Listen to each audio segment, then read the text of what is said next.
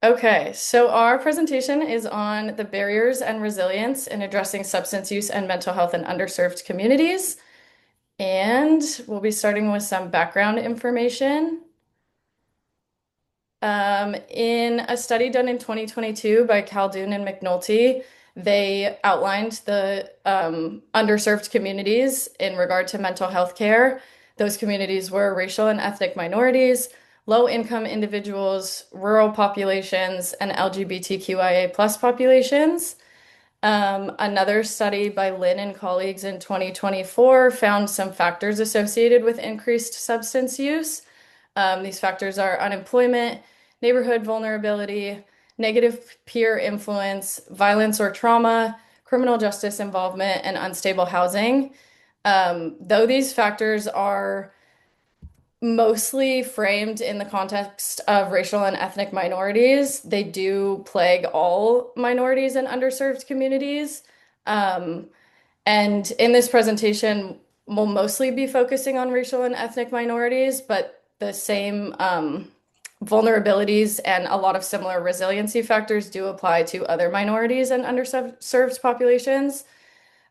So some data on the prevalence of substance use disorders by race and ethnicity found from the SAMHSA 2023 poll, the 2023 National Survey on Drug Use and Health. They found that American Indian or Alaska Natives had a 25.3% prevalence rate. Multiracial individuals had the next highest with a 24.3%.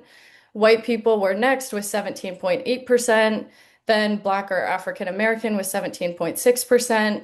Hispanic or Latino with 15.7%, and Asian with 9.2%. Um, we also found information from the Health and Human Services Office of Minority Health from 2023. They did a webinar talking about some research that they had been conducting with people in the field. And this research showed it was through a qualitative study with 27 staff members of community-based programs that deliver specifically substance use services in 2020. They found that communities of color have inadequate access to substance use treatment, and when they do have access, they face worse treatment outcomes than their white counterparts. And they also noted that people of color tend to have higher needs for social services, and those needs were rarely met. Lastly, we have some challenges outlined by the same webinar from SAMHSA and the Health and Human Services Office of Minority Health. They found that some of the challenges include negative stereotypes, representations, and stigma. That places a double burden for stigma on minority status individuals who also have substance use disorder because there's stigma associated with both of those things. They also found that intergenerational substance use and polysubstance use were a large challenge. This happens more in low-income, disenfranchised, and underserved communities. And specifically, they highlighted that a lot of times people in these communities will sell or use drugs to survive, and they may have higher rates of family members with substance use problems. They also noted historical discrimination, creating mistrust of healthcare, social services, and the criminal justice system. This mistrust is informed by structural racism and negative historical experiences. They highlighted fears faced by undocumented people living in the United States. Those fears mostly regarding calling first responders and seeking out treatment. They also brought up the impact that the culture of war on drugs had and how it disproportionately affected those of minority status. Another challenge was the misconceptions about addiction and opioids. A lot of cultures see addiction and substance use as a weakness rather than a disease. They talked about the lack of culturally and linguistically appropriate and respectful care. They highlighted that many times, if there's a language barrier, then children of people seeking services will have to be interpreters for them. They talked about implicit bias, which is very common in services where there's a lack of culturally appropriate care. And then also a shortage of diverse healthcare providers, again, contributing to that implicit bias. They also found that there was separate and unequal prevention and treatment opportunities. They talked about buprenorphine is how that's accessed by white, higher income, and privately insured people, while methadone is accessed more by low income, publicly insured, and underserved racial and ethnic communities. And they also highlighted, which we know, all addiction treatments are expensive, and those with no insurance, those with lower incomes, it places a harder barrier to get those services. They also touched on the unique challenges that youths in these populations face. Specifically, they highlighted that if children are documented and their parents are not, they are alone in their struggles and they do not have help from their parents. And also, again, kids serving as interpreters for interactions with systems like healthcare. And the last one they found was location. Regarding those in rural communities, they may not have geographical access to treatment, and they may also have less resources and live in lower income neighborhoods. To end this slide, basically all of these challenges are faced by all underserved and minority communities, barring a few like location and language barriers.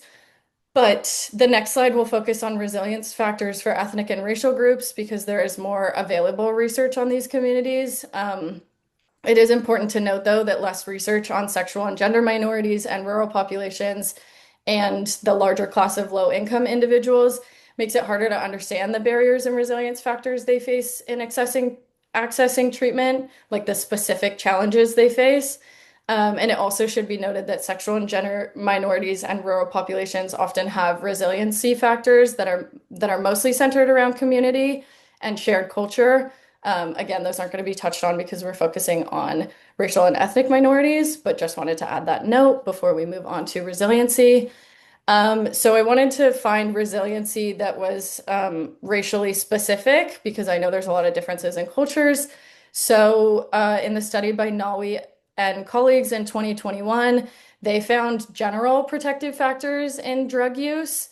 They conducted a systemic review of risk and protective factors for adolescent drug use using 22 quantitative and one qualitative study from 2016 to 2020.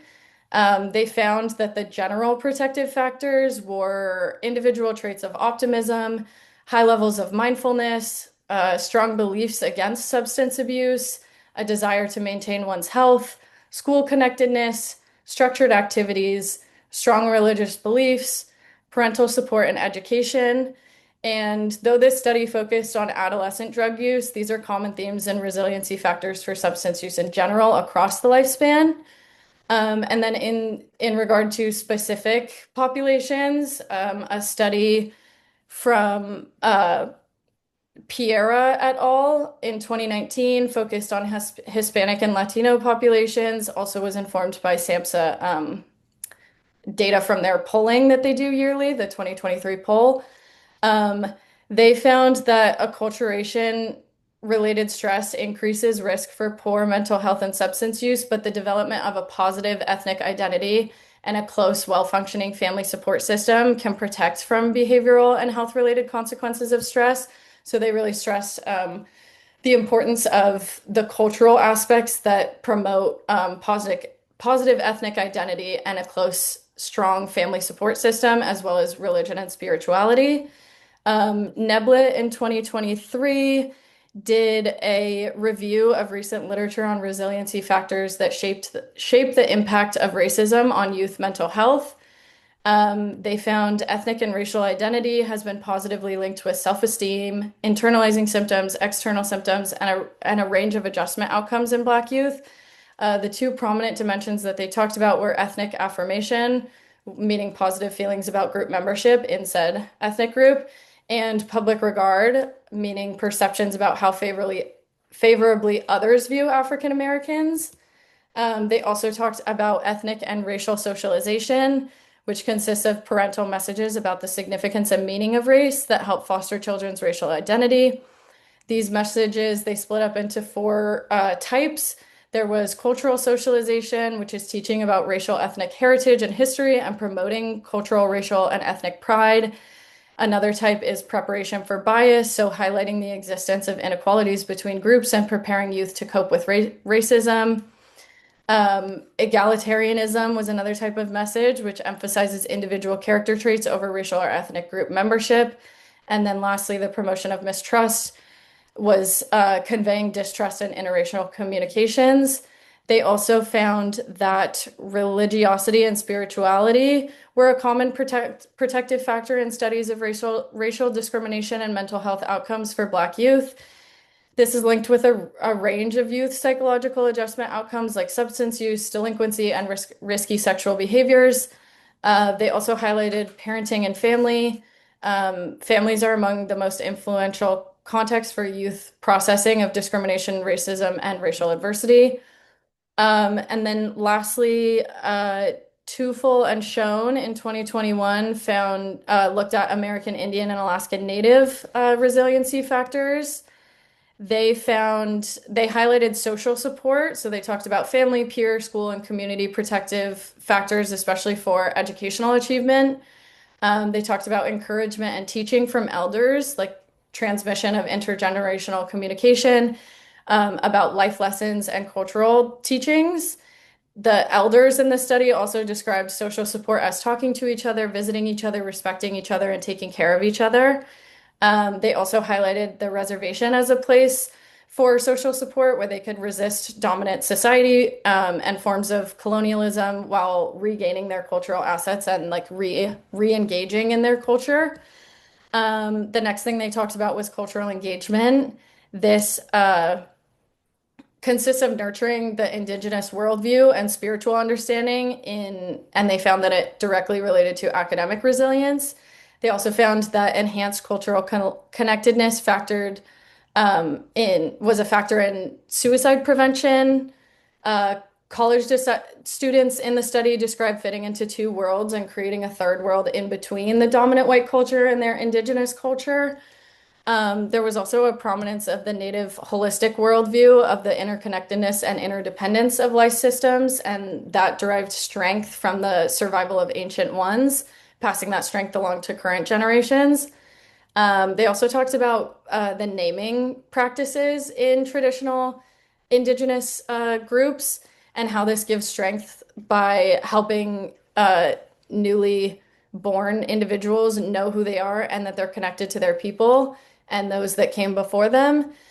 They highlighted traditions passed down by elders rooted in culture and providing younger generations the wisdom and guidance to exist in both cultures. And I also wanted to note there is a great variability in culture based on what tribe someone is a part of. Like there's a lot of differences in the culture for different tribes. So these are the overarching themes, but they are not specific to certain tribes, and that should also be considered when thinking about barriers and resilience for American Indians and Alaskan Native people. So one study that I wanted to highlight was a scoping review of social determinants of health's impact on substance use disorder over the life course. This I referenced earlier. It was by Lynn and colleagues in 2024.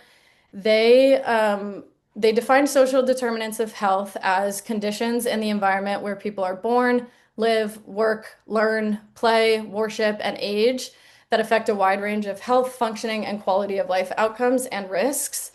The domains of social determinants of health are economic stability, which includes employment, income, job opportunities, social welfare, food security, and parental socioeconomic status. Another domain was neighborhood and physical environment, which includes housing, transportation, geographic area of residence, neighborhood instability, population density, and population characteristics. Another domain was education, which obviously includes educational attainment, but also early childhood health education, school-based support, racial/ethnic segregation in schools, and vocational training. Another domain was social context and community. So early childhood family systems, family support, social networks, social activity participation, stressful life events, stigma and discrimination, exposure to violence and or trauma, and involvement in the criminal justice system. The last domain is healthcare, so insurance, provider and pharmacy availability, access to care, and quality of care were the important things of that domain.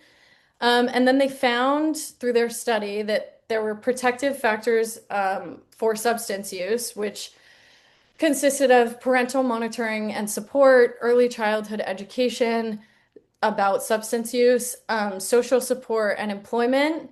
They found risk factors for the initiation of substance use. So this would be like typically in adolescence, like the first time using substances, and the factors for that were negative peer influences and neighborhood instability. They found risk factors for the escalation of substance use. So once you've already started using substances, but escalating to a somewhat problematic amount of use. And these factors were unemployment, neighborhood vulnerability, negative peer influence, violence and trauma, and criminal justice system involvement. They also looked at facilitators of treatment participation, which were employment, social support, urban living, and low barrier medication treatment. And then they looked at negative influences on treatment, which were stigma, criminal justice system involvement, and unstable housing. Um, they also found some things that were associated with overdose and mortality, which were unemployment, unstable housing, criminal justice system involvement, and lack of social support. This research basically just lays out some of the most researched associations between various social determinants of health and substance use disorders throughout the lifespan. And it provides evidence for the importance of understanding those social determinants of health when working with underserved communities in the context of addiction treatment. Um, if you couldn't tell, a lot of the things, a lot of the risk factors overlap a lot. Like, for example, criminal justice system involvement is a part of the risk factors for many different things on their list. And we also know that criminal justice system involvement disproportionately affects racial and ethnic minorities. So, like, looking at these social determinants of health and how they crosswalk between what underserved communities are experiencing outside of their control helps understand how those two things interact in the process of addiction treatment and why it's so important to look at those things and focus on those things when providing care. So, for the next part, we're going to look specifically at how addiction impacts family systems. And it's important to understand that addiction affects every layer of a system. It, of course, impacts the individual experiencing the addiction, but its influence extends far beyond them. It goes into, ripples into the family, the school environment, the community, and other larger social systems around them. And when we look specifically at underserved communities, those ripples get even stronger. Structural inequities like poverty, racism, underfunded mental health care, all of these things amplify family stress and narrow the options people have for seeking treatment and coping. These barriers are not personal failures, they are systemic issues. So when we look at some of the theories that help us understand family addiction, we can zoom in and see how addiction operates not just within a person, but within the whole family system. So Bowen and Mnuchin remind us that addiction disrupts communication, boundaries, patterns of closeness, and families will adapt in ways meant to stabilize things, but those adaptations can really keep the problem hidden. So, for example, a parent's alcohol usage may push one of their children into the role of acting as a parent. They might start cooking, cleaning, caring for younger siblings. And while in the moment this helps the family function, it does create long-term emotional scars. So Brofenbrenner's ecological systems theory shows us that addiction never happens in isolation. It emerges at the intersection of multiple systems. So the microsystem, which consists of the family, peers, close relationships, the mesosystem, which holds the connections between home, school, faith, and other communities. The exosystem consists of access to healthcare, community support, employment, and the macro system, which holds cultural norms, stigmas, and systemic inequities. Each of these layers either supports the family or adds additional stress to the family, which increases risk. Many mental health challenges are woven into these systems as well. So in underserved communities, this means that they might turn to faith leaders or friends or sometimes self-medication because mental health services might be underfunded, unaffordable, or culturally misaligned. So families will turn to these other places to seek support and coping mechanisms. So, how does addiction reshape family roles and relationships? It doesn't just shift emotions, it completely changes the roles that individuals in a family might play and how they react to each other. Family systems theory helps us see how family members take on new identities when someone in the family is struggling with addiction. For example, children may become caretakers, and this parentification of a child can create anxiety, guilt, and you might see academic decline. Siblings of an addict may become the hero, the scapegoat, or the lost child. Spouses and partners of someone experiencing addiction often feel hypervigilance, codependency, depression, and might experience secondary trauma from being around it so closely. And often, parents of addicted adults struggle with chronic grief and confusion on how to help and support their child without further enabling their addictions. So in underserved neighborhoods and communities, we can see these shifts and role change are even more intense because of outside supports like counseling, respite care, reliable services. They're often missing. They're not there for these underserved communities to access. So we see these people stepping into roles that they shouldn't be in. As far as communication patterns and how those might change in a family, families affected by addiction often have unspoken rules, such as like don't talk, don't trust, don't feel. This leads to emotional suppression, secrecy within the family, and very blurred boundaries. Partners may cover up uh, for their partner to avoid addiction stigma, and children may avoid expressing fear or anger to prevent further conflict in their family. Structural family therapy helps us understand how enmeshment can occur in these families, where individuals lose emotional space and everyone becomes absorbed in trying to manage this addiction. In communities where mental health stigma is already very high, silence becomes even more entrenched, and this results in intergenerational trauma and continued avoidance of help.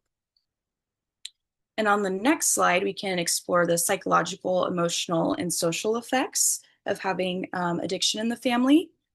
So, emotional and psychological impacts, according to Bowen, families experience, he calls it chronic anxiety, which is when they try to manage unpredictable behaviors. This stress is heightened in underserved communities where families are also dealing with poverty, unsafe housing, neighborhood violence, among out of a few things. What we see is toxic stress, which is persistent, unrelenting pressure on a family system with very few outlets for relief. When we go over to a loss of trust and emotional safety, addiction erodes reliability. And a relapse can feel like betrayal, especially to children with a parent that's an addict. For underserved families who may already experience racism, fear of deportation, things like that, losing that trust within the family system is even more devastating. When we want to look at financial strain, for example, ecological perspective gives us a great way to understand that. It says that a lack of treatment programs, affordable childcare, or transportation services cause constant stress. Families often have to choose between safety and survival. And then Bowen further helps us understand how intergenerational trauma happens. He calls it the multi-generational transmission process. And it shows us how coping patterns like the secrecy, emotional cutoff, and even addiction and substance use itself is often repeated across generations until someone stops that cycle very purposefully. And then something that is really kind of important to understand is the social isolation and stigma that can come with addiction.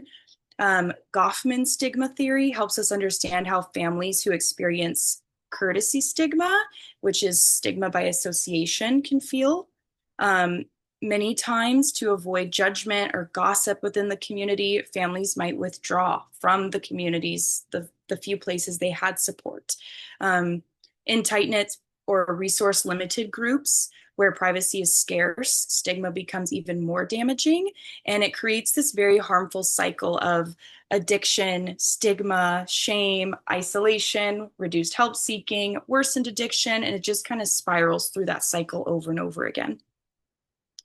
But on the next slide, we can look at what kind of resilience and protective factors families might have. Because despite all of the challenges that come along with addiction and families do have remarkable strengths, and they can heal when they have each other. So shared meaning making is one form of resilience and protective factors. When families can learn to openly talk about addiction and can reframe it as a treatable illness, they can find purpose in recovery, and through that, resilience grows. In many underserved communities, cultural and spiritual traditions like faith and religious activities, we could say, can keep us connected, and those can be powerful tools for healing. Family cohesion and communication is very important for rebuilding trust. Communication does restore stability within the family most of the time. And we know from SAMHSA that community-based family therapy, peer support groups, and culturally attuned interventions improve outcomes across generations. And Bronfenbrenner, sorry, go back for 1 second. Bronfenbrenner also reminds us that community identity, collective values, and spirituality can act as buffers against these outside stressors. And at the same time, that real resilience in these families, it requires addressing those systemic barriers like poverty, discrimination, lack of access, all those restricted options for families. To really build resilience, you must address the systemic problems, not just the family issues. Now we can go to the next one. Thank you. So all in all, it's important to remember that addiction affects every layer of a family system. You can use Bronfenbrenner's model to look at that. Underserved communities face multi-layered challenges. It is not just addiction that they're dealing with, and healing requires systemic and relational support. So we have to address those systemic barriers. You need to have connection and those fixed family relationships to really heal. Addiction is not a personal or familial failing. It is a systemic issue that requires systemic solutions. And when we as therapists can recognize the strengths that families already possess and pair those with strengths that are accessible, culturally informed, trauma informed, then we can create the space for real individual and family healing. So moving on, I want to speak specifically about intervention and treatment. One thing that I did want to point out is obviously since we're working with overall underserved communities, I wanted to find three kind of like more unique approaches to different folks within underserved communities. So for a little bit of context, there's a lot of like LGBTQ, African American, Latino, CBT adaptations, but I wanted to find a bunch of different options. So starting off with, I'm going to talk about node link mapping, which was found to help bridge communication with African American and Mexican American clients. CBT for CBT, which is specifically a web-based CBT intervention that was adapted using the Spanish language and cultural values for Latinx families. And then last but not least, Family Spirit, which is the federally funded name for a type of home intervention for Indigenous populations, specifically working with mothers struggling with substance use. So it's with the mother and child dyad. So starting off with node link mapping, I like this one a lot because it reminded me of like some art interventions that we've had before in classes. But basically, it is a tool that allows you to visualize ideas, feelings, and actions as you talk about moving through the recovery process. This study specifically was using 320 participants who were in a maintenance treatment program for daily opioid use. And amongst white, African American, and Mexican Americans, it was most effective for African American and Mexican Americans. The theory is that it's reducing cultural, racial, or class communication barriers by providing a visual supplement. The way I kind of interpret this is language can be a weird way to communicate sometimes, especially if it's your second language, like for the Latinx folks, or the Mexican American folks, I should say, in this specific situation. And I think we've all experienced this within our own group processing when we're struggling to put into words what we want to say. So introducing a visual aid like this can help us kind of understand each other a little bit more. And I feel like it's not dissimilar from Tubia's argument for using like visual language and visual analogies. So we can move on to the next slide. How was this shown to be effective? So there were fewer drug positive urines for opioids and cocaine. They specify that because this is specifically for that type of treatment or management, I should say. There was reduction in communication problems, which, as you can imagine, can enhance counselor-client interchanges. It increased client engagement, helping them stay more on task. And then fewer missing counseling sessions, as well as these clients were rated more positively by their counselors on rapport, motivation, and self-confidence.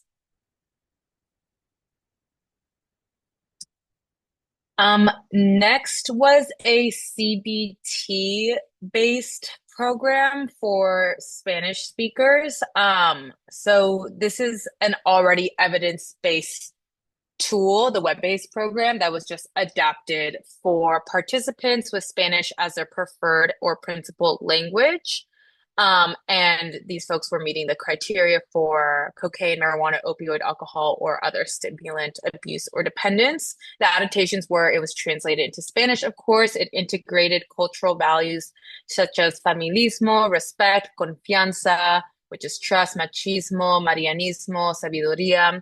And I think the most fun part of this was that they did it in a telenovela format, like the modules, for teaching skills and just to facilitate engagement. Personally, I think something like this would be really effective. I think it would work for me.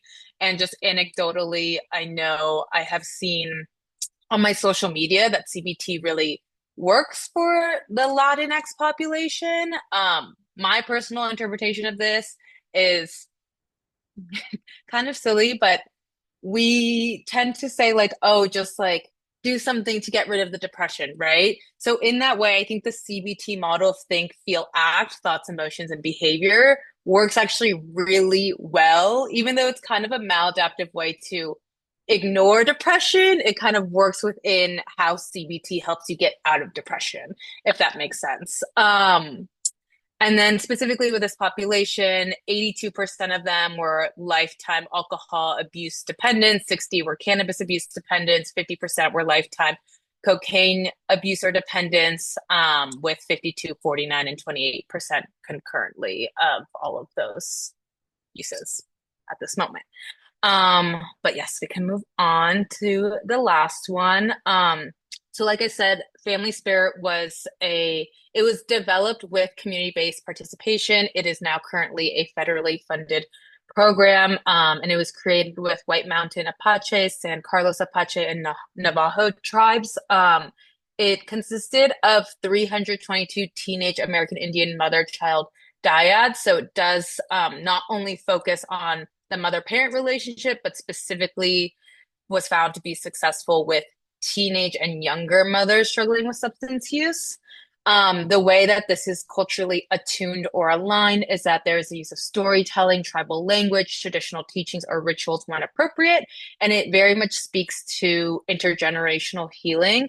I will say this specific method is really focused on more counseling skills just because there's a lot of education in terms of problem solving skills. It's also very strength based though. So any thing that the parent is already doing is, celebrated and reinforced. But they also promote sensitive and nurturing parenting styles. And then there are specifically targeted lessons on the harms of substance abuse to mothers and babies. And I think really making that connection of how your current behaviors or your substance use has a direct tie and effect to the generation that you see that you're birthing is really integral to the part of speaking to Indigenous populations. I also want to point out that just overall, because Indigenous populations tend to be more rural, it's kind of like a double whammy of being underserved when it comes to resources. So it's really great that something like this was developed with folks in the population. The findings are that the children show better behavioral regulation and emotional expression. So not so much internalizing, not as much impulsive behavior. Their emotional dysregulation gets a little bit better. But it's really that buffer that's created between the impact of the substance use or abuse on early childhood behavior problems. Also, mothers were reducing their substance use within 12 to 36 months postpartum. And I think the fact that I haven't mentioned yet that is so important about this is that these are home visitations. So the practitioners are from Indigenous populations already as well. And they're coming into your space, into your home to kind of help go through these lessons. And it serves as a preventative tool as opposed to like the other ones, so that the next generations won't have to experience that intergenerational cycle of substance abuse. So this is one that really excites me because I think out of all the research that we see out there regarding how to address addiction, this one's getting like right there. It's like the baby's born, the baby's here, or the mothers that are pregnant, and it's like really addressing like how do we make sure that this new soul that has just entered this world is not going to feel the effects of substance abuse. So yeah, I just thought that was really beautiful. Um, Lastly, or one of the last things I'll mention is kind of tying back into Lindsay's slides about the role of the family. I think it's interesting that we need to understand the family both serves as a symptom of family functioning or dysfunctioning, but it also can serve as a protective factor in treatment.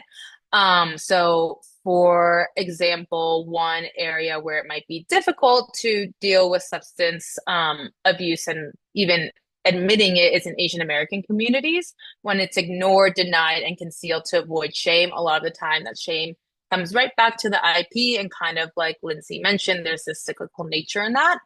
Um, in African American communities, tapping into kin networks outside of the family, so chosen family, or maybe your church community is really helpful. And specifically for Black youth, family-centered programs are really effective. Again, speaking to the family spirit that we just went over, it's really highlighting collective healing and understanding the role it plays in intergenerational trauma, especially given land displacement, cultural suppression, and trauma from boarding schools. And cultural identity is a protective factor for them as well as for the Latino population. And then for a lot of Latinos families, or I should say for Latino clients, the family tends to be the primary motivator for entering treatment. So additionally, some of the challenges and barriers that families and individuals might come across is access to paperwork and services in different languages, stigma and historical mistrust, as I kind of mentioned earlier, a lack of culturally competent providers, socioeconomic disparities within communities, funding for culturally specific treatments, and location and geographic barriers are also something to consider.